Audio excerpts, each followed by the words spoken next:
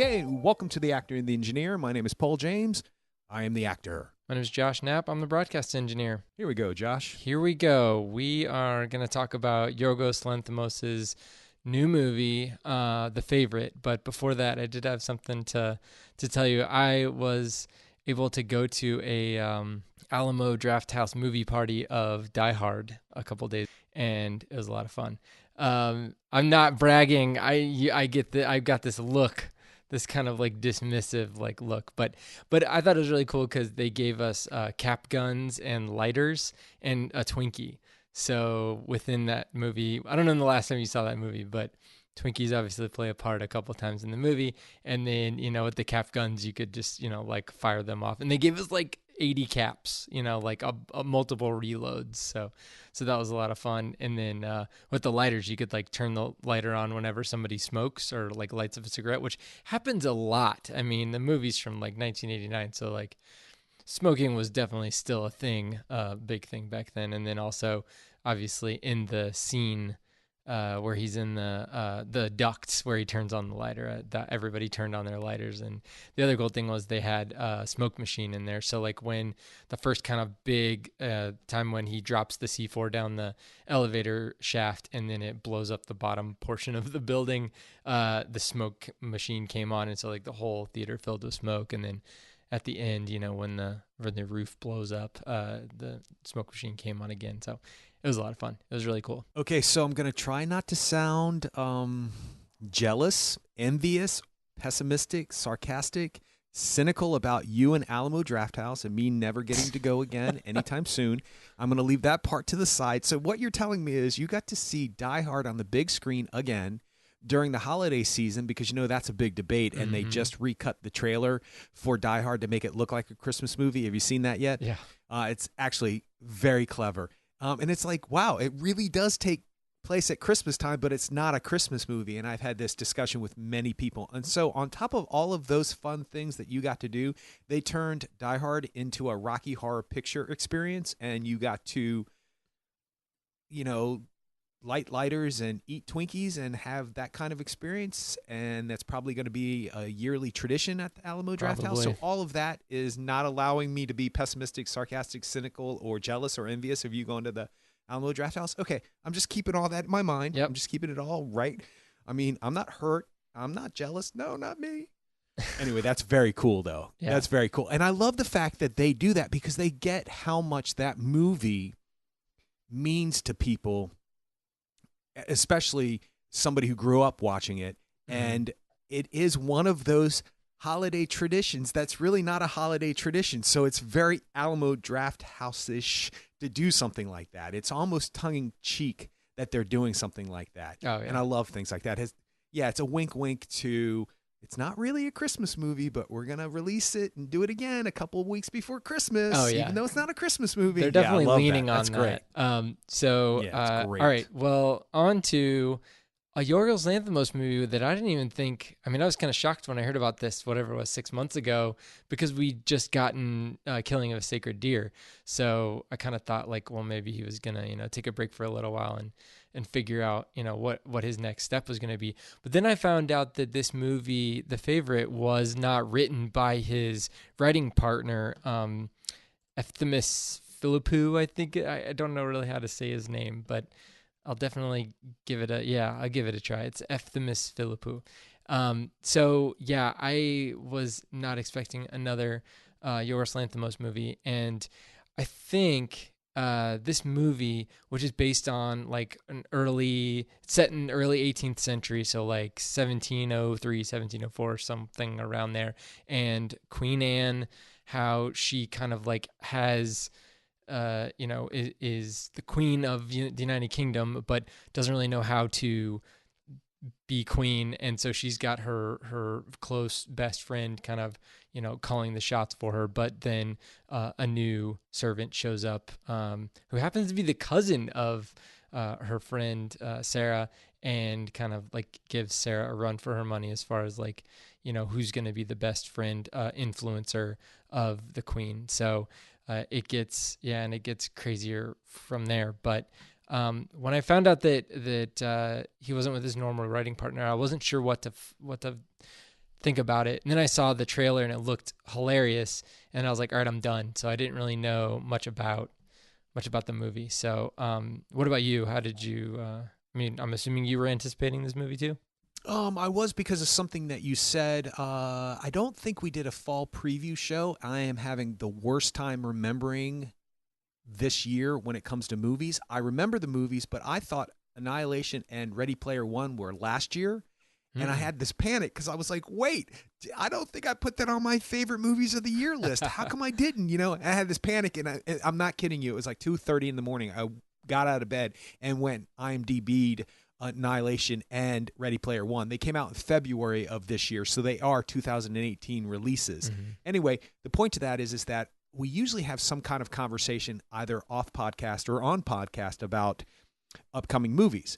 And sometimes it's at the beginning of the year. Sometimes it's at the middle of the year, fall preview, that kind of stuff. And I can't remember if we ever talked about it on podcast, but I know that we had a small conversation about it at some point. And you said that it looks like Yorgos Lanthimos' attempt at making a mainstream picture. Now, I'm not sure if that's exactly what you said, but that's similar to what you said. And something about normalization of Yorgos Lanthimos came up, and I was like, I don't know how I feel about that. Like, there's nothing, and by normal, I mean that as a backwards compliment when I say it's not normal, as in not your atypical Hollywood release. And I've enjoyed his films. Killing of a Sacred Deer was on my top 10 list last year. That I do remember.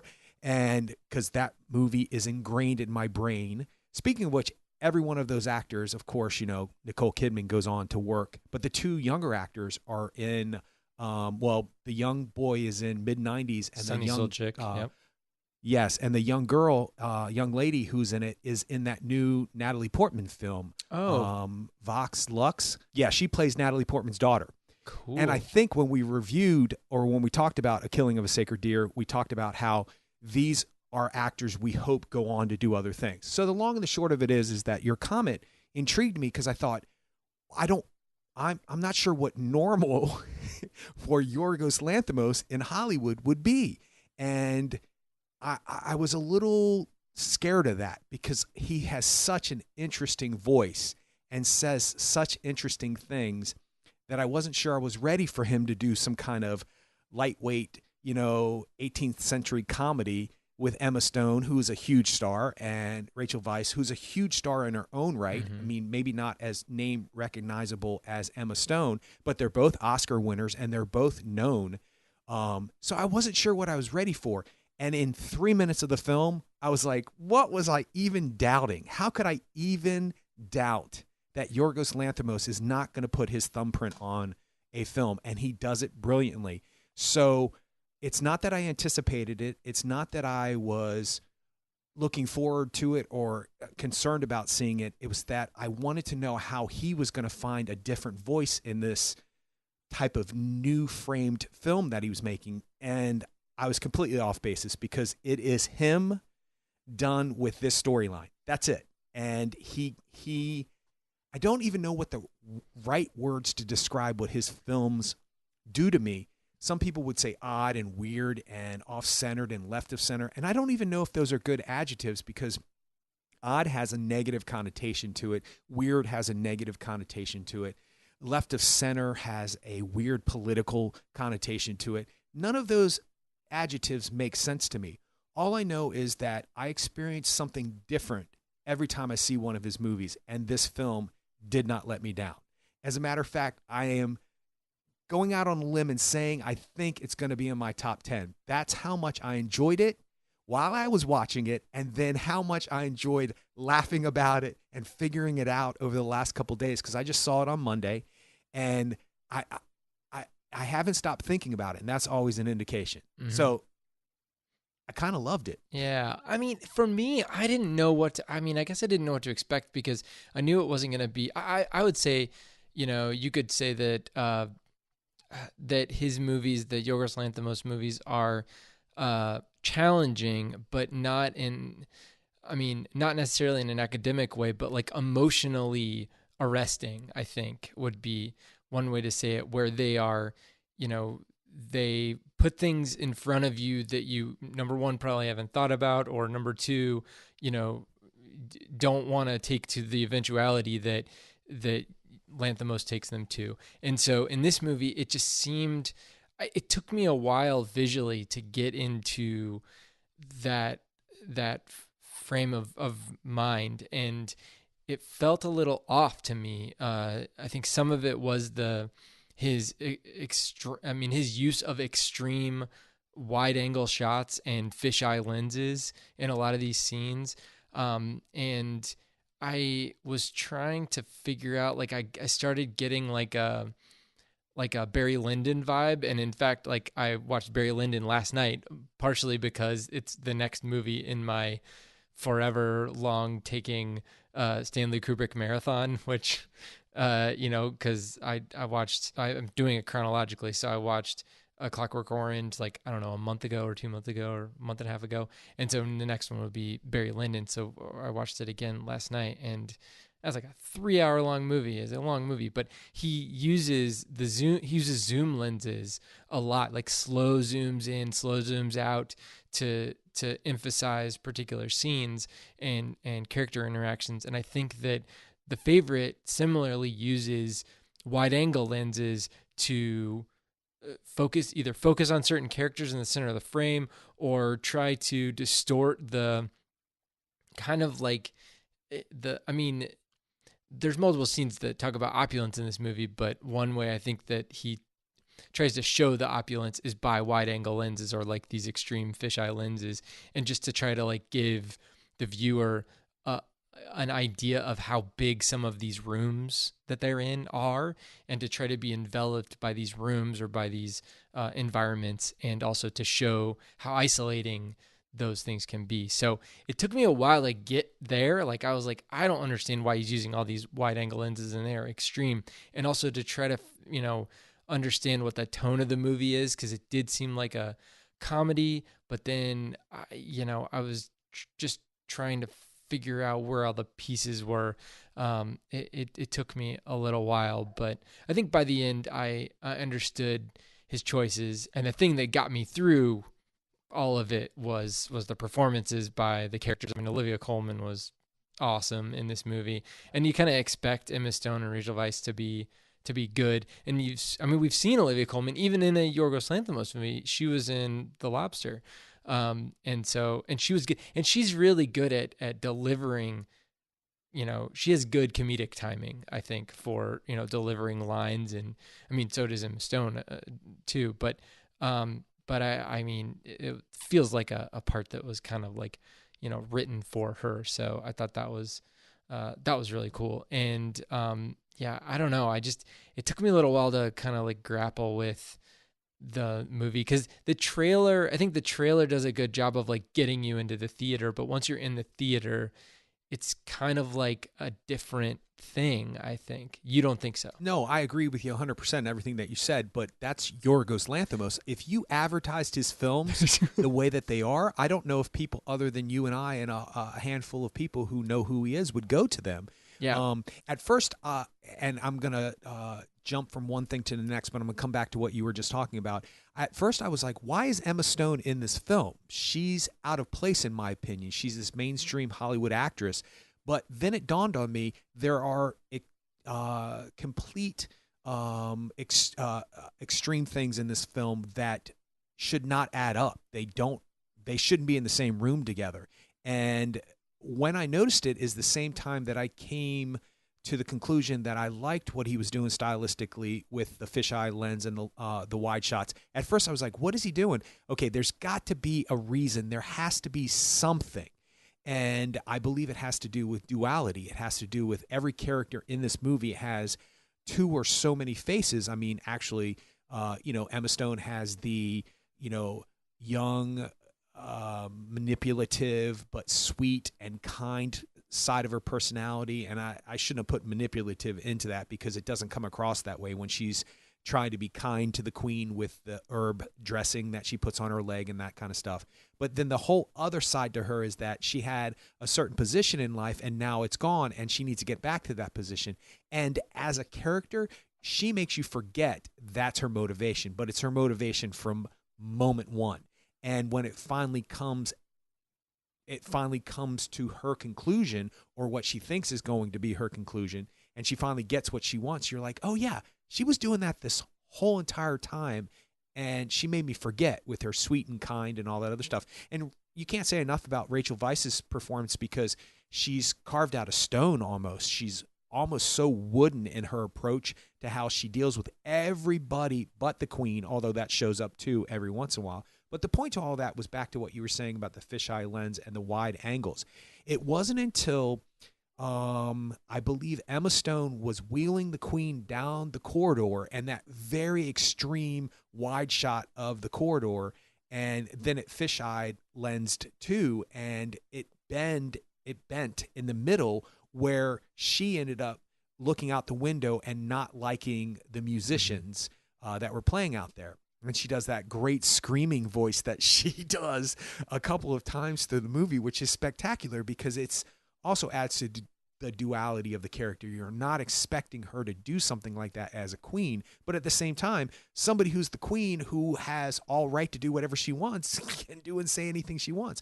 But I realized at that moment, when the film bends there, that he's trying to have you see two sides of the picture at one time. He's having you see this poor, frail woman who you think is going to stop for a respite and have this musical interlude help her, soothe her, and all this other stuff. But the actual emotions that are instilled in her by this music make her upset. And when she can't handle those emotions, she lashes out.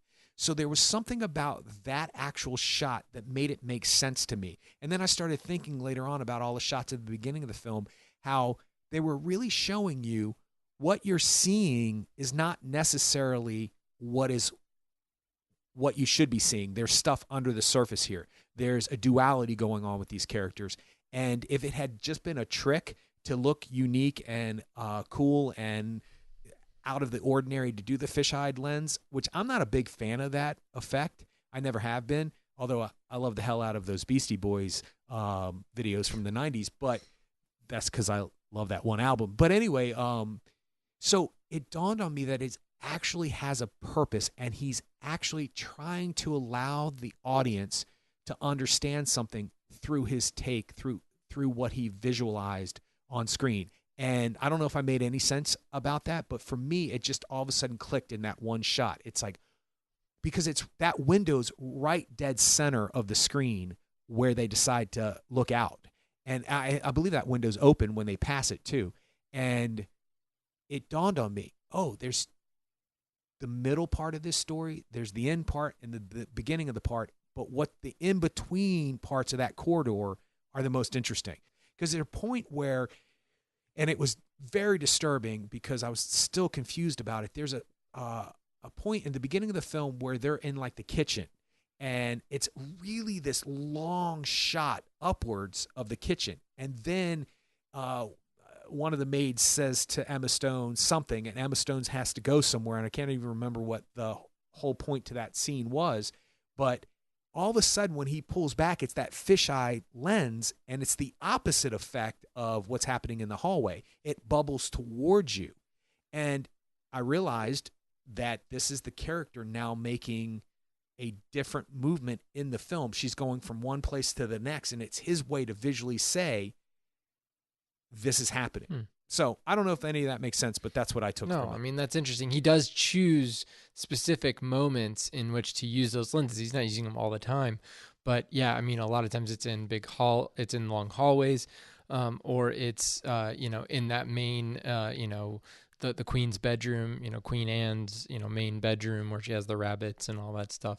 And so, yeah, I mean, I don't know. I think that you can grab what you want from that, but it's definitely a directorial choice, and it's something that he kind of doubled down on. So there's kind of like other parallels with Barry Lyndon now that I've seen it again recently, where you kind of have someone who's in a particular station in life and they need to do whatever they have to do to move move up or to get back to where they were, or something along those lines. And that's exactly what Emma Stone's character, Abigail, I think is her name, that's what she has to do. And so she'll pretty much do whatever she needs to do, even though she's doing all of this, like opposing her own cousin. But I did some reading on this, on the actual Queen Anne and Sarah Churchill and Abigail and all this stuff. And they were actually, I mean, they're like those positions, like those characters were actually based on the real people. And Abigail actually was Lady Sarah's, was Sarah Churchill's cousin. And then also the character that is played by Nicholas Hoult was also a cousin of them. So crazily enough, like they're all kind of like related. Harley. So the leader of the Tories was also a cousin of them, but they probably didn't throw that in there because that would be even more confusing. So probably a good thing they didn't do that. But I think that they're kind of striking, like the comedy that they're doing, that they're exhibiting in this movie is a little bit more like modern, like a lot of the like kind of pushing, him pushing her down the hill and things like that. I mean, maybe they did that stuff back then, but that's more like modern physical humor that you would see, with Harley pushing Abigail down the hill when she's not being responsive to his requests, things like that. It was funny. It was really funny, but that was kind of initially I was like still trying to figure out, where the humor kind of fits in this movie. But just the interactions between specifically, the Queen Anne character, how Olivia Colman is able to, especially when she's not just interacting with, Sarah or with Abigail, when she's interacting with other people, seeing her either, not wanting to make decisions or talk with people and how she kind of like skirts out of things, that just was absolutely hilarious to me. Or even when she was put in a really tough position in front of the Parliament, and then she's like, I'm just gonna fall over. And they show that in the trailer, but great. Really they show her falling over in the trailer, and you can kind of tell she's like really faking it. But there's a really good reason for her to fake it in the movie, in context. I mean, because she just got thrown under the bus. So that was perfect, very well done. That right there was Oscar nomination worthy to me. Oh yeah, no doubt. There's a couple of Oscar moments that she has, but that's a comment on how she is ill-equipped to be the queen. Oh yeah. I did didn't do a lot of research, but I did some research on her also because I didn't know anything about her.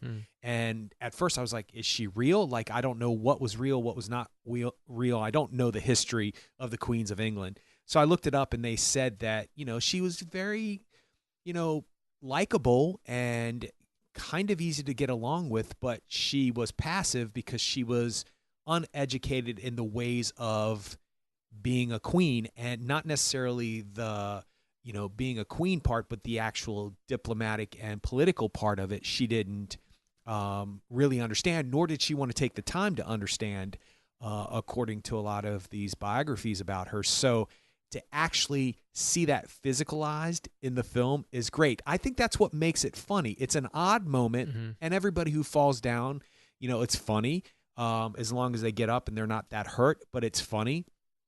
Little kids laugh at the Three Stooges because they're always falling down. I laugh at the Three Stooges because they're all falling down. But it's based in a character choice based on the fact that she doesn't know what to do in that moment. She doesn't know how to stand up for herself. She doesn't know how to be an advocate for herself. She doesn't know how to counteract what that person just said. So it's actually really smart. What she did was really smart when you think about it, because she can get away with that. Absolutely. Absolutely it was. It was a complete defensive mode movement, and it worked because she's sickly, and she is ill the whole entire film, and she was plagued with things her whole entire life.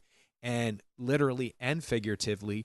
And so to fall out would have gotten her out of that situation. And the way that it's played, I think the audience is supposed to know that she's faking it, but I don't think Parliament is supposed to know that she's faking it, or her cabinet, or whoever those people are at the time. Yeah.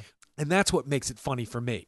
The fact that she has no other choice. It's not that she falls down. It's just that puts the period at the end of the sentence. But the fact that she makes that choice because she has no other way to defend herself, that's hilarious to me. And I laughed a little too long at that moment, too. I think people in the theater thought I was a bit odd, but I don't feel that weird because it's a Yorgos Lanthimos film, so whatever. Yeah, well, I mean, we get that scene with her. We get a couple other scenes where she's like walking next to, when she's close to the beginning of the movie where she's like done her own makeup or had somebody do her makeup in a little extreme manner, and then Sarah says that you look like a badger. And then she's like, "What? Oh, I look like a badger." So she goes back to go take, get her face redone. And as she's walking by, she walks past the kind of foot boy or footman or whatever he is. And then kind of that whole interchange, are you looking at me? Look at me. Don't look at me. Oh my gosh, it's so good. And it's kind of giving you a kind of a look into that. Like, she's always had people like wait on her whole life, but she still has these kind of like, insecurities and emotions, and she, lashes out instead of, and she can only confide in Sarah, throughout the movie up until, Abigail shows up. The other thing that kind of like adds another kind of, complication into her character is that we find out that she's had 17 miscarriages, and I just can't, and they represent that with the rabbits. I think the rabbits are actually a really great, I don't know if that's real or not, but really great, element to the storytelling, because they represent so many things in the movie, one of which being, her lost children, and the fact that she can't produce an heir, that she couldn't produce an heir. I mean, like, that is just huge. So I can't imagine, it adds to the you actually have sympathy for her, because up until that point, like, I really didn't have much sympathy for her at all. It's like, boo-hoo, she's a queen, and she, is dumb, and she can't handle, her life. It's really hard for me to, see somebody like that complain when, they've got everything being given to them at every moment of their life. And then, you see something like that adds to, who she is as a person, and how she acts, and how she interacts with other people. So that, I thought, was really a really cool and interesting, complexity to the character. And it comes back later on. The rabbits come back later on. That's kind of another way that Abigail has an in with her versus Sarah. The moment when she's wearing the makeup and Rachel Weisz says, "You look like a badger." Yeah. The vulnerability and the childlike quality that comes across her face, like she thought she did something new and original, and she was going to vamp, and she was going to look great, and then she's taken down in one statement. And the almost childlike response to Rachel Weisz is what I'm talking about with duality, because then right after that, she has that scene with the footman where she was like, "Did you look at me? Don't look at me. Look at me." And she like is completely different. And it's interesting to me that an actress can make choices that all make sense, even though they're so extreme, because really both reactions are born out of insecurity. She thought she was doing something unique. "I'm trying something new," she says, with her badger eyes. And she's taken down in a split second, and you can see the insecurity run across her, like she's never going to try anything like that again. So to actually try to do that without looking, and she does look childlike at that moment, and yes. she does look childlike in her response to the footman.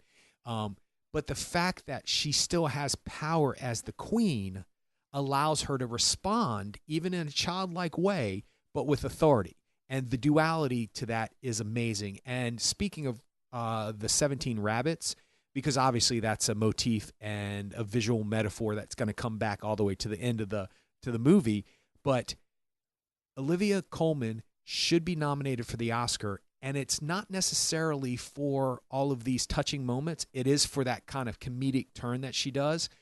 Even though some people might not say that's comedy, it's so unusual, her reactions, that you can't do anything but laugh because you're uncomfortable. So you're laughing, we're going to call it comedic.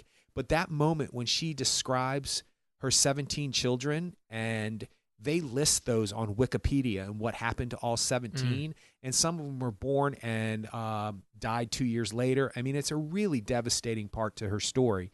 But when she's talking about that, that is an Oscar nominatable moment that everybody looks for in a film. And you wouldn't think that you would get it from this type of movie, but she just is so hunkered down in this performance that that vulnerability comes out.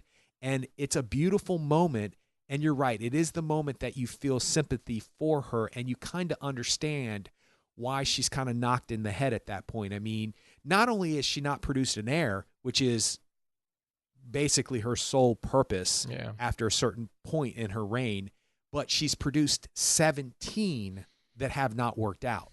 That's got to be a whole nother level of devastating. So I just want to go back to that, because the duality of what I was talking about in the film with the visualization of what Yorgos Lanthimos does, and casting an American mainstream actress like Emma Stone against a semi-known actress, against an actress only, a few people know. There's this duality to that. So it's going to play into the motif later on. Yeah. And Olivia Colman, I mean, like, I've seen her in a bunch of things. I mean, it's a lot of British television that I've caught up with over the years. I initially saw her in that Mitchell and Webb look, which is a kind of like a skit show, a comedy skit show from England. And then she was also in the same guys did another show called Peep Show, which is also a really, really good show. And she was in more recently. She was in The Night Manager. Did you see that? That like Showtime? No, but she won a whole bunch of awards for that. She won the Golden Globe. I think she was nominated for the Emmy. Yeah, she was really good in that. She was one of the main, the three like main characters in that. It was like her and House, whatever that guy's name, Hugh Laurie, and Elizabeth Debicki. House. So. And what's his name? Tom Hiddleston. Tom Hiddleston. Yeah, I mean he was the main guy, but she was one of the main people in The Night Manager. She was also in a show called Fleabag. Have you heard of that?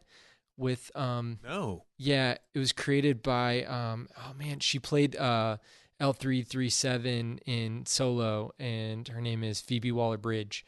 So she created it and starred in it. It's like 6 episodes. It's really good. I think it's on Amazon still, but yeah, it's just about like a young, it is, she is a tough character, like tough to like, but the main character, and then Olivia Colman plays a character in that too. So she's been in a bunch of stuff, and I'm glad that she's kind of getting, I guess she's in The Crown now too. She's the new Queen Elizabeth.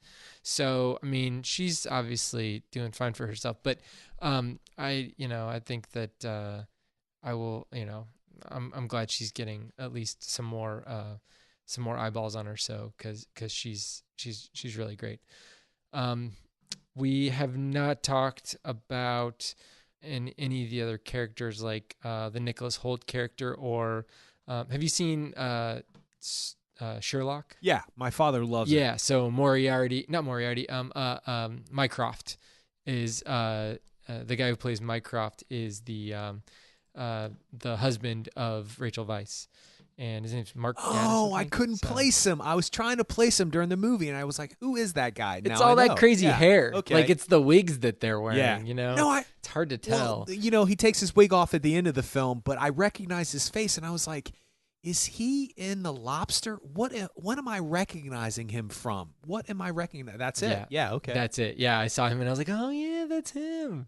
So yeah, I mean, I think he's probably been in other stuff, but that was the big one that I saw, or that I remembered him from.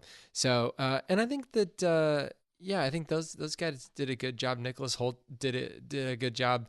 I mean, he's kind of, I don't know, he's playing kind of this.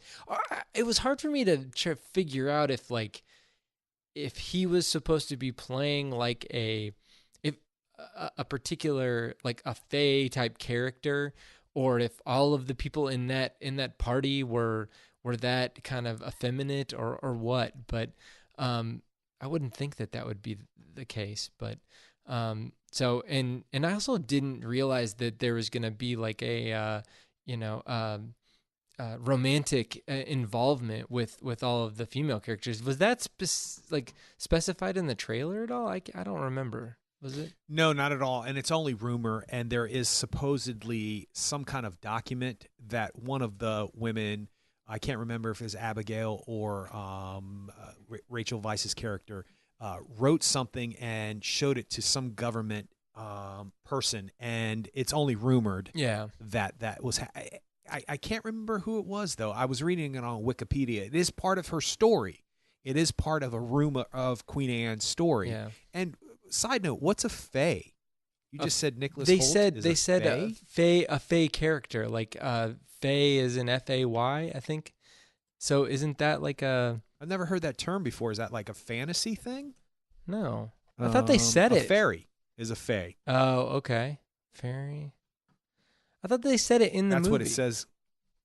And I wasn't sure if They it was could've. relating to the Tory party as a whole, or if it was just his. Because wasn't there a scene in there where she said like, "Your mascara is running" or something? Where Rachel Weisz's character says like, "Your mascara is running," and he gets really offended. Yeah, because he wants to look good. Because remember, he says when he says to what's his name, Emma Stone's soon-to-be husband, who was also in Boy Erased. I can't remember his name for the life of me, and I don't have it up. He was? Oh man! Oh, I didn't know that. Yeah, the young guy who sees her in the woods in the beginning of the film. Yeah. I didn't know that. What's his name? Joe Alwyn. Yeah. Oh, that's right. Billy He's in Flynn's Billy Long Lynn's. Walk. Yeah. Oh my gosh. He's also in Mary Queen of Scots. What the heck? This guy is everywhere. Good for him. Dang. He does his job very well. He's a very good-looking man, and he's working. So good for him. But when he takes that wig off at one point, and he said, "These wigs are ridiculous," to Nicholas Hoult, and he goes, "A man must look pretty." So that the fashion and the aesthetic back then were different. Men were more adorned with makeup and jewelry. You know, it goes all the way back to the Egyptians. Mhm. Most men wore more makeup than women did in those times. So I don't know what it is a reference to, Faye, but all of those kind of aristocratic, proper, well-off political people in those times all have a very feminine quality about it. I think the roles of men and women are different then, but the actual qualities of what made a man in society is different. A man in society was refined and knew how to eat, knew what forks were on the table, and held his pinky a certain way, and was well-read, and all of those things that we would constitute in 2018 as not very masculine were actually the opposite back then. So, and back to him being their cousin, I thought they did mention that. Oh, I really? thought there was a point where Emma Stone, I thought so, because I thought there was a point where Emma Stone said something like, something about him coming on to her or something, and he was like, "No, I can't do that because I'm related to you." Something like that. There's something in there. I don't think I would have remembered that until you mentioned that he is their cousin in real life. But there's something in there that made me go, okay, that makes sense, because I didn't think Nicholas Hoult was gay per se. I just thought he was refined and a man of his time and could not be interested in either of those two women because he was related to them. And he was not interested in them regardless of whether or not he was related to them, because he had political aspirations that were more important than just getting somebody into bed. I think that's why he sets up what is Emma Stone's husband-to-be's name? Masham? Is that how you say it? Masham? Yeah, Masham. Masham? Yeah. I think that's why Nicholas Hoult kind of is okay with, plus he can get information out of him once Masham gets information out of Emma Stone. Emma Stone gets information out of Rachel Weisz. I mean, it's, Sure. It's a farcical comedy in its content and in its plot. There's not as much farcical physicalization as it is, but plot-wise, it is very farcical. It's just, doors are opening and closing left and right, literally and figuratively. And also part of that, you get to see like you said, like the high society, like the opulence, and to the point where they're just like, they're doing things that don't really make sense nowadays, where like racing ducks, that kind of, it's like, what do you do when you have everything? You raise ducks, it's that kind of like opulence, I guess. You throw fruit at chubby people See, in slow and that motion. was another thing. It's like, okay, they're laughing because they have this power over this guy and he just looks like an idiot and he's like in an awkward position and they can just like kind of push him down with their thumb and he'll just do whatever they tell him to. Like, I don't know. Everybody was having a really great time in that scene. I think it represents, one, it's always a kind of artistic avant-garde thing for a film director to do. You put a semi-chubby, overweight person in slow-mo in your film, and it's very avant-garde because it is visually interesting to look at. Whether or not that appeals to you or not, and I'm not talking about sexually, I'm just talking about visually. It's a very interesting thing to see the body. It's like when you see those slow-mo cameras, shoot a tennis ball at a wall and the tennis ball wobbles, and it's that kind of effect. But with a human, it's definitely different because flesh in water, flesh in slow-mo has a movement to it that we are not used to with just our naked eye. And of course, if you put some weight on that person, it makes it even more of an effect. But I think the reason why that scene is there, it's to show their disregard for humanity. Yeah. That even though this guy was part of their inner circle, because he obviously was, because he was dressed up and he was in there, he wasn't. He had the makeup on and the wig on, the guy getting the fruit thrown at him. Mm-hmm. He's obviously part of their inner circle. And maybe this is some kind of hazing things, or maybe this is what they do on Saturday afternoon because they have nothing else to do. Because they're not racing ducks at that point. Right. It's not. It's to show us that there is no respect for just being human, regardless of whether or not you fit into the societal realm or not. There's just a disregard. And it shows something about the Nicholas Hoult character that he seems to be on his high horse when he wants a certain thing out of the government, and he says it's for the good of the country. But is it not just he wants power, and it's not just that he wants to make a decision for hundreds of people? Yes, it's under the guise of ending a war and getting people less taxes. But really, why is he doing it? He's doing it because he is politically powerful and he can. He's the opposition. And it strikes me that he's the opposition because he's the opposition, not because he firmly believes that's the reason why. Because he doesn't say it's good for your people. He says it's good for you and your reputation when he's talking to the queen. They're going to hate you, he says. It's not like these people are going to thrive. Our people are going to be happy. You're going to be a great queen because people are healthy and happy and not at war and not paying these taxes. He says it because they're going to dislike you. So it's just about, the absolute power scenario. Absolute power corrupts absolutely. And when you get to that point in your life, what do you do? How many jet planes can Kim Kardashian fly around to China with nobody else on, with just her, Kanye, and their trainer? And they got bashed for it. And I understand that they can afford to do that. And I actually understand that whatever product she was going to promote, that company bought the plane for her. So it's not technically, her fault, but it's the same thing. You don't get on a plane. I think it was like one of the largest commercial planes that you could rent for somebody. I mean, buy a whole bunch of free tickets for people and let them sit in the first 50 rows and cordon off the back for Kim and Kanye, or make Kanye perform for those people. He's got a lot of karmic points he needs to make up to people. So but I come from a different lifestyle. My lifestyle is blue collar, and I work for my living, and I get a paycheck, and I have a certain financial means, and that's it. So I don't know what it's like to fly in a plane with nobody else, and I don't know what it's like to throw oranges at a chubby guy.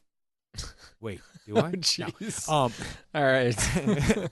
I'm just saying that's a sign of the time, and it shows the lack of humanity. Yeah, I mean, I think so too. I mean, they're just trying to come up with new and novel ways of showing opulence, I think. So, and they do a good job. It is interesting to see the kind of like, and I've actually seen a lot of movies like this kind of like against my will, I guess, because of Steph. She loves these types of movies. And in fact, she said, go see this movie, because we were going to go see it together. And then I was like, you know what? I'm working Friday night. I'll go see it a Friday and, Friday morning. And then I'll let you know if it kind of fits in with your kind of like, her MO, which is like, Little Women and Pride and Prejudice, not the Keira Knightley one, but the one with Colin Firth in it. And all of these, kind of like A Room with a View. We've probably even talked about that before when we talked about Merchant Ivory stuff. Because isn't that a Merchant Ivory movie? I think it is. Yes. Yeah. So, yes. So yeah, I mean, those are the types of movies that she just will watch over and over and over again. So I am incident to all of them. So I kind of know what that, and all of it's about like this person thinks this and the other person thinks that, and then they get misunderstood. And it's just this whole setup thing. But this one is kind of like, how to manipulate people within this structure. And that was kind of cool to see that kind of like manipulation. Obviously that's a theme in Yorgos Lanthimos' movies, Dogtooth, Alps even. Have you seen Alps? No, that's the only one I haven't seen.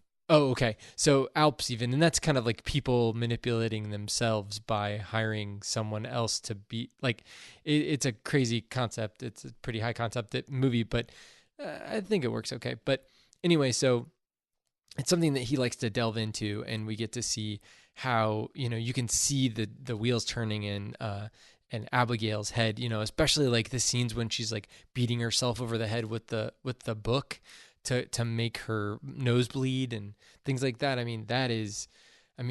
You see that process happening and how she can, turn it on or turn it off. And it's kind of creepy really to understand that people have that capacity to manipulate other people so easily and without remorse, to the point where they cause themselves physical harm. It's just a trait in human nature that I just cannot. I can kind of conceptualize it, but the first time I try to hit myself in the face, it would end that discussion right there, because that physical pain is not worth whatever she's getting ready to do. Although I guess in her time, when she's talking about being abused with men who have syphilis, it puts it in perspective. Exactly. So that's the other Either option. You sleep on a basement floor and you get your hands burned by lye because you're a chambermaid, or you do what you can do to survive. So really, actually, in my opinion, there are two themes in Yorgos Lanthimos films that stick out. What you do to survive, obviously, and all of them have it. And then be careful of what you wish for, because you're going to get it, but it's never going to play out the way that you want it to. With every wish, there comes a thirst. It goes all the way back to Dogtooth. They weren't expecting their child to do what she does at the end of that film. And the fact that what she does is so ingrained in her psyche that she doesn't make different choices. She has to remove something from her body first in order to justify the choice that why doesn't she just leave? Nope. Like, that's how ingrained that choice that her parents made are. And her parents, for people who haven't seen this film, you learn this instantaneously, that the parents have sheltered their children from society completely, to the point where they don't even know what an airplane is or a cat is. And they think they're doing right by their kid. But be careful, because look what happens at the end of that film. Same with The Lobster, with The Killing of a Sacred Deer. You can be a very famous cardiologist, but you can't be a very drunk famous cardiologist, because you're going to end up in this weird position where this child has this mystical power over you, for lack of a better term, and you're going to have to make the worst choice of your life. Yep. So that's what Yorgos Lanthimos brings to films. That's why this is probably going to end up one of my favorite films of the year, because he does it again in a period piece. And I thought he was going to get lost in this period piece, and lose what he says as a director, and he doesn't. You're right, and I think that as you know, I started to think, especially at the beginning of the movie, it seemed to me like he was a director for hire in this. But I think by the end, we do get to see his thumbprint on this movie, his hand on this movie. So, I mean, that has got to be a lot more difficult to do when you're dealing with a script from a script that you didn't help to create, that you didn't foster getting through the process. So I think that's huge, and it actually bodes well for him in the future, even if he decides to go back to making Greek language movies or whatever. It does bode well for him to give him a little bit more flexibility. Now, is he going to be directing the next Marvel movie? Probably not. But I don't think we want him to direct the next Marvel movie. No, he has too much to say. He has too much to say as a director. And I think that I find it interesting that you've brought that up a couple of times, that he didn't write this. There's almost, and I'm probably plugging something into this that doesn't exist, but there's almost a connotation that that's not necessarily the best choice for him, that he should always be part of the writing staff, if you will, when it's really just two people. But David, I was going to say David Mamet. David Fincher never writes his own stuff. It's always from some other source material. So actually, this was probably more challenging for him to take somebody else's material and make it his own. That's probably more difficult. And actually, it clarifies some things, because when it's your own material, you're wrapped up in your own stuff. So you don't have to justify or clarify anything to somebody who wrote the script. Why did you do it that way? So this was actually probably more difficult to do. And there's enough people out there who are really great directors who can make Marvel films. If Yorgos Lanthimos is considering this on any level, he should wait. We need about 5 or 6 more films from just him first, because as much as I love those superhero movies, and I love them, I need something like this. I needed The Favorite at this time in my life, because sometimes you get so inundated with the same thing over and over again in movies, and that's okay. That's not a bad thing. These big popcorn films, we've talked about this a million times. There's no disrespect to those, but this just shakes it up. It changes the atmosphere in the room. As soon as the film starts, you're like, this is going to be completely different than anything I've seen, except for Sorry to Bother You, this year. It's completely different, and that's okay, because I need that kind of diversity in my life. I need to see things that are just left of center. Whatever term you want to take that makes this makes a person understand that this is not your normal mainstream film, finger quotes.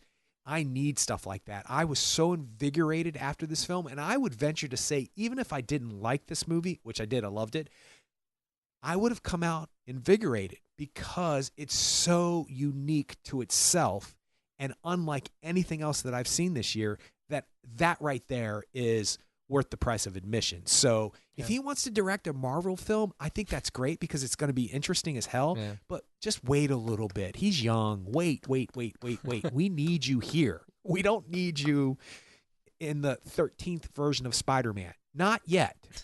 Make some more films. Yeah. There's something happens to directors sometimes when they get out there and they expose themselves to mainstream films, and that's, for lack of a better term, Patty Jenkins, she did Monster years ago with Charlize Theron, which won her the Oscar, and that's a very unique and odd film on the best level, and now she's hooked up with Wonder Woman. I just hope that people who do that can go back and make something as unique as Monster or Dogtooth or that kind of stuff. So if they're going to push him towards that kind of stuff, and eventually somebody will, because he's a genius when it comes to filmmaking, I just think he has such a unique voice. Just hold off. Just hold on. Somebody give him some money so he doesn't have to do that. Yeah. Somebody give him a grant. Exactly. So, all right, let's get into spoilers, or at least talk about the very last scene, which I think took me a while to kind of process. But so spoilers from now on for The Favorite. So I was interested to see Rachel Weisz's character, that when you see Sarah at the end, kind of like at her house with her husband, just kind of sitting there. She seems very content. And that, I think, was an interesting. I was like, wait a second. She should be like totally opposite. She should be freaking out because she's not in power anymore. But what we see very quickly in that last scene with Abigail and Queen Anne is that you have Abigail kind of like finding a rabbit under her foot, pushing on the rabbit and kind of like testing whether, possibly wanting to, kill the rabbit, which tells you, number one, that she doesn't really care about the rabbits that much, but she wants to kind of like press her power on something and feel like she has power over something else, which is, that's her character at that moment. But it also tells you that she's obviously she used the rabbits as a device to get closer to the queen because Sarah didn't like the rabbits. So there's that. But then there's also the representation of, the rabbits being kind of like helpless and all of that. And then we see Queen Anne wake up and then kind of like, activate her control, for lack of a better word, of Abigail and says like, hey, come over and rub my legs. And then they spend so long on Emma Stone, and it was a long time on that close up while she's rubbing Olivia Colman's legs while she's, kind of like trying to help her out with her gout or whatever it is.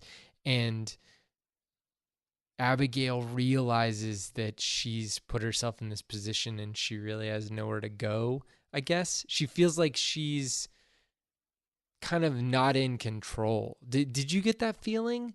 She's kind of like resigned herself to like this is where she's at this moment, and like you said earlier, be careful what you wish for, you're going to get it. Yep. And she doesn't have anything to push against right now. She doesn't have Sarah to push against. She doesn't have the game anymore. She doesn't have the motivation. She doesn't have the drive to do anything other than try to kill a rabbit, I guess. So, and then we get to see the queen kind of like in another situation where she's not really, I don't know if there's a love there for Abigail like there was a love for Sarah. No, I agree with you 100%. And it goes back to duality we were talking about. And that's also in the script, too. There's a lot of moments where there's these double entendres. And I looked up double entendre, by the way, because I always get the connotation that it has to be something dirty is the double of the double entendre. And it doesn't. No. It just means two different meanings to one thing. I looked it up because I wasn't sure. I always assumed it had to be something dirty or adult themed, if you will. But it doesn't. So the scene when they're in the garden and they're shooting, and it's the second or third time that Emma Stone is shooting and she's doing much better. And they're talking about something, and Emma Stone makes a comment that makes Rachel Weisz realize that Emma Stone is not as dumb as she has seemed to be, and that maybe this woman is. It's not the scene where Rachel Weisz shoots her. It's a scene before that. And Rachel Weisz goes, "Take your shot." And she shoots and she aims and she shoots the pigeon or whatever it is, quail, whatever it is, and the blood goes all over Rachel Weisz. That's a double entendre because that's what's getting ready to happen to Rachel Weisz later on in the film via Emma Stone standing strong in her choices. That is riddled throughout this script. I immediately noticed it in the first 10 minutes of the film, and I love the fact that he kept up with that theme. And back to all of his characters in every one of his movies have these semi-good intentions. The parents in Dogtooth think they're protecting their children. Not the best choice. The gentleman, the surgeon in The Killing of a Sacred Deer, thinks he's providing for his children by all of these means, by being this top surgeon and not admitting to these mistakes and not, washing them over and pretending like they didn't happen to protect his family. Well, that didn't work out too well for him. And the same thing with Emma Stone. You think at the beginning of the film she's just innocent, although she's not, because you realize that she's always going to be in some kind of situation that's going to make her feel uncomfortable. It just depends on her choices to get her out of it, because I think that's what the coach scene in the beginning is with the gentleman who is pleasuring himself in front of her. She's looking away, but at first she's kind of flirting with him at first, and it's sort of a means to an end out of this, dirty carriage, but it ends up not working out for her because he ends up exposing himself basically and putting herself in a worse situation. So we believe that she started out for a survival instinct, and that she does everything that she can do to get her placement back in life, because that's all she knows. She knows that she can't be a maid and she can't work underneath this society. She has to be where she was and where she has been in this society. So she does everything possible, and it gets down to one thing: be careful of what you wish for. Those rabbits at the end, when you see them multiplying, and the last shot of the film is a representation of bad choices. And once you start making bad choices for the wrong reasons, even if you think they're good choices at the beginning, I'm trying to survive, I need my lot in life back, I need my placement in life back. Once you make those choices based on manipulation, self-involvement, narcissism, histrionics, whatever you want to call it, you have to be careful, because they will multiply and they will come back to eat you. And I think Emma Stone realizes that.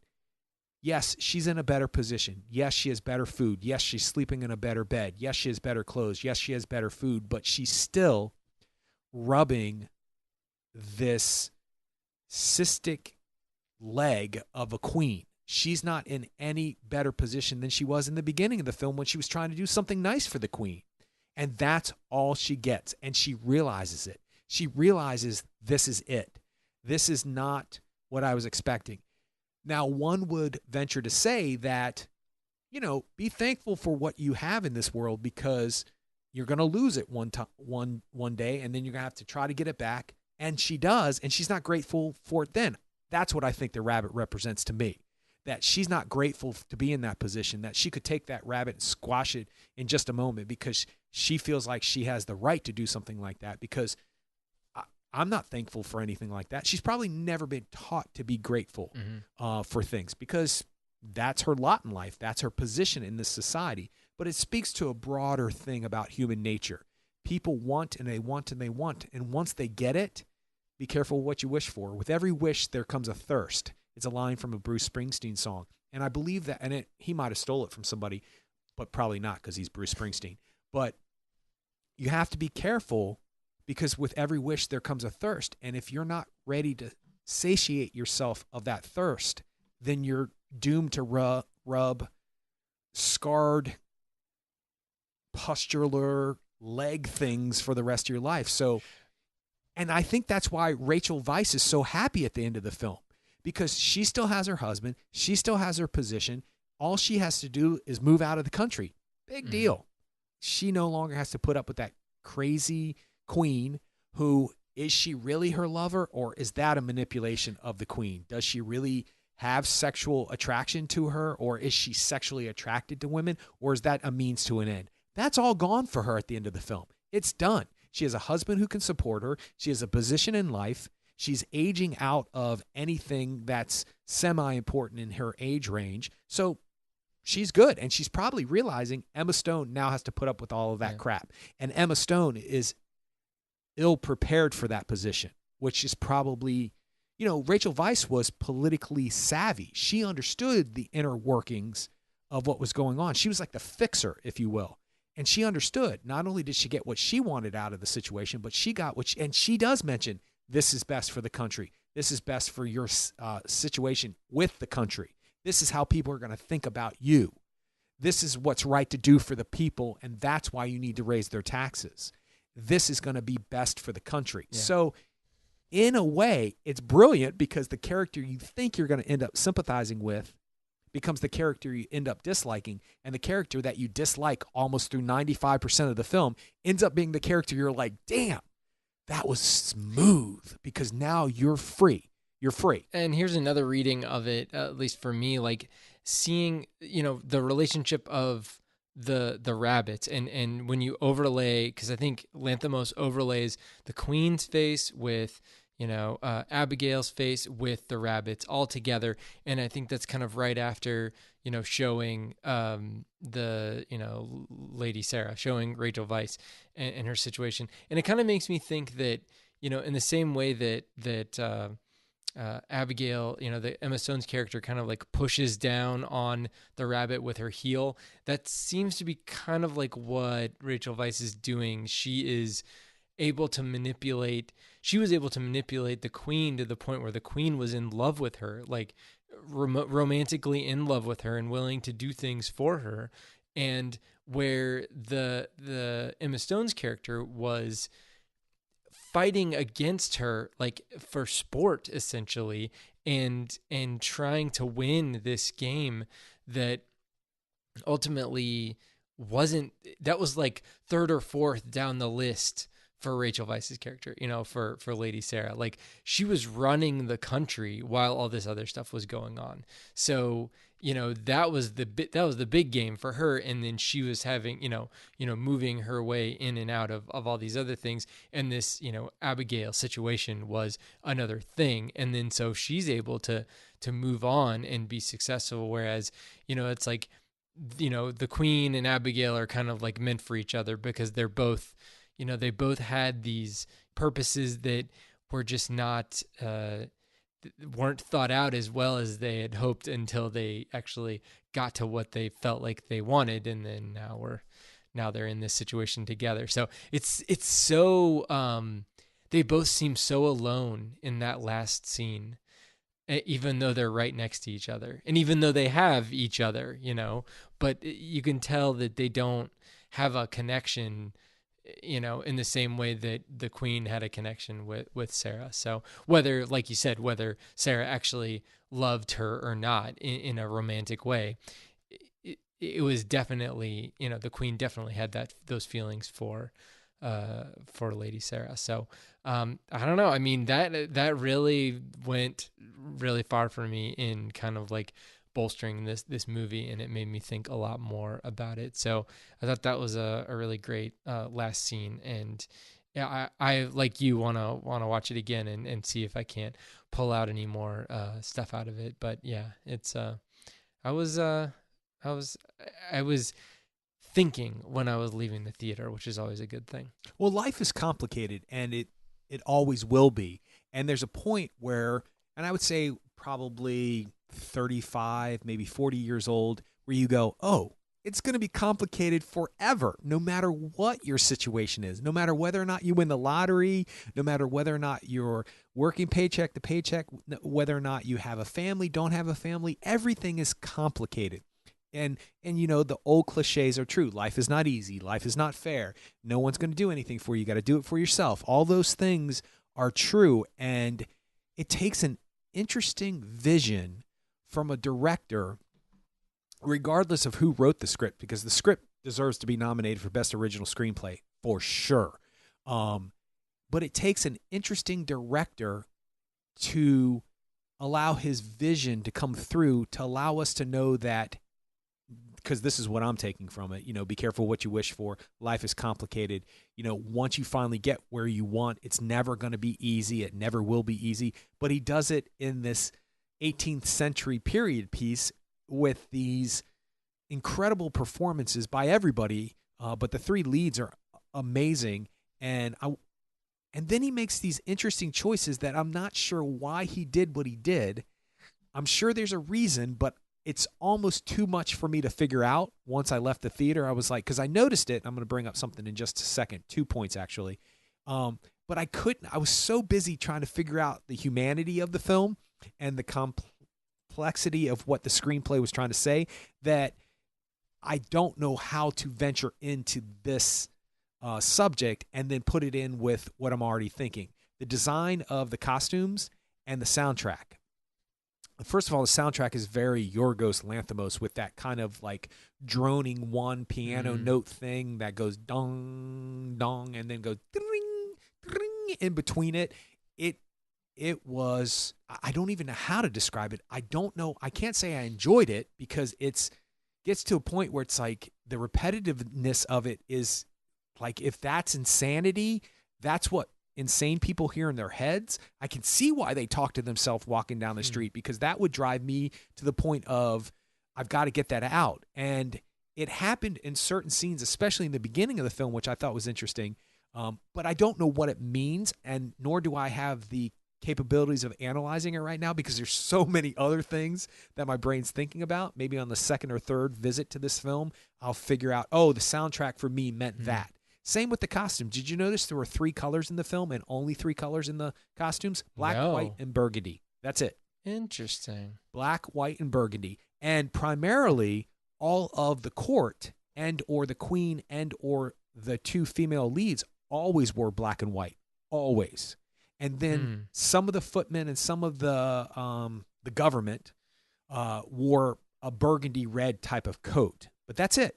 Those were the three colors of costumes in the film, to the point where I started noticing how interesting the different patterns of black and white that they chose to use kind of made it look like it would fool you to think that there were other colors in it because there were such unique patterns in each dress and each outfit. There might be some other color in some of the men's wear that Nicholas Hoult and those guys wore, but I don't think so. It didn't stick out to me. But I thought, why did he choose to make this so unrealistic? Or was that a thing in that time where everything was monochromatic?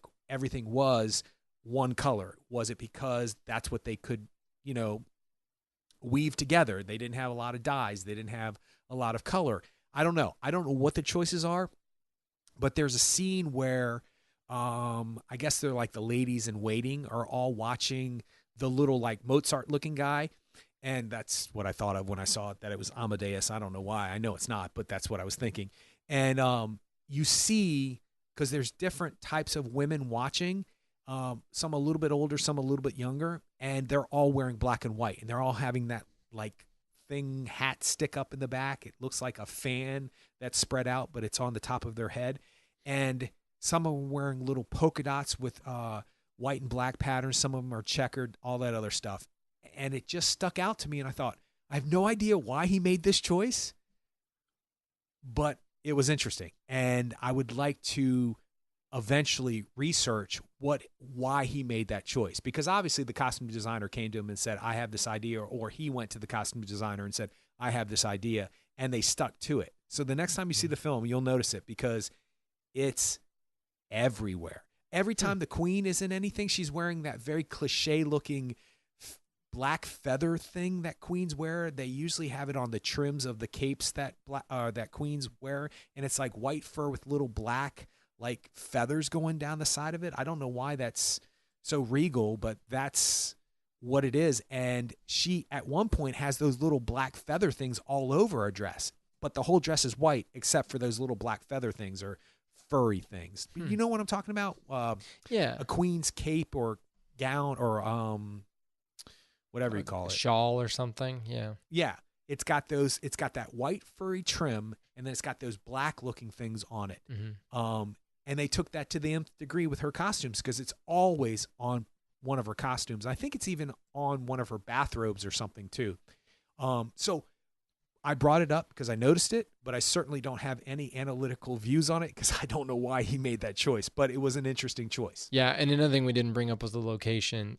They shot this mostly at like one place, the Hatfield House in Hertfordshire, England, and like those rooms, those hallways, the like circular entryway area out front, the kind of like where they were leaving with the carriages and stuff, all that's like in that main area, the gardens, all that stuff. I mean, it's amazing that it's that's like period accurate, and they've kept it up, and it's just crazy that they can shoot in those places.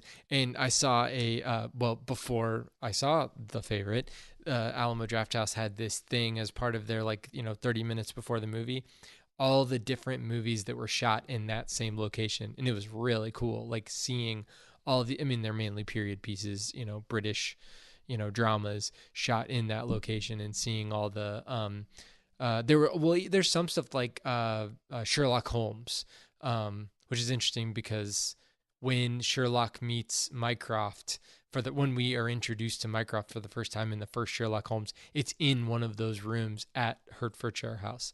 Hatfield House. So yeah, it was weird because that Mark Gatiss is in this movie, so that was kind of awkward. But so yeah, there were multiple movies that used the same location, but that's the real thing. Somebody actually lived there back in the day, like back in the early 1700s. Well, you know what's fascinating to me is that where my mind goes when I'm watching a film like this, because I was wondering what the architectural reason for making those hallways that connect to the queen's room. And I'm not saying that that's the queen's room in real life at one point. Obviously it's not, because it's, somebody's house, but those corridors that lead to her room, you have to have a lit candle to get through, because even during the day it's dark going through there. And there are these little, because I noticed it early on in the film, and I thought, well, that's unusual. Why did they do that? Like, is there an architectural reason why they didn't put windows in these hallways? Is it inside the house? But obviously, her room faces some outside, because she has all those big bright windows in her room. And then I noticed that there are these little windows at the top, as there's a scene with Rachel Weisz coming out of the room where the camera follows her all the way down the hallway. Yeah. And you can see the little windows up top. And obviously the little windows are there, but they don't do any good, because it's during the day and she still needs a candle to light her way. But I'm wondering, is it an architectural reason why they just didn't put full windows in there so you could actually see walking through it? Was it a weather thing? It looks like it's a hidden passageway is what it looks like. Okay. Because they're not supposed to have access. You're not supposed to have like a back door to the queen's bedroom, but she obviously does have a back door to the queen's bedroom from her room. Okay. Well, it means really nothing in the long run, but I'm more curious about things like that. And it's curious to me that those kind of things usually pull me out of movies. Mm-hmm. And I forget what I'm watching for that split second, because I'm going, oh, look at that candle burning. That's dangerous. And then I'm pulled out by it. But it actually, in a Yorgos Lanthimos film, and in particular this film, The Favorite, it actually added to my analytical thoughts as I was watching this film.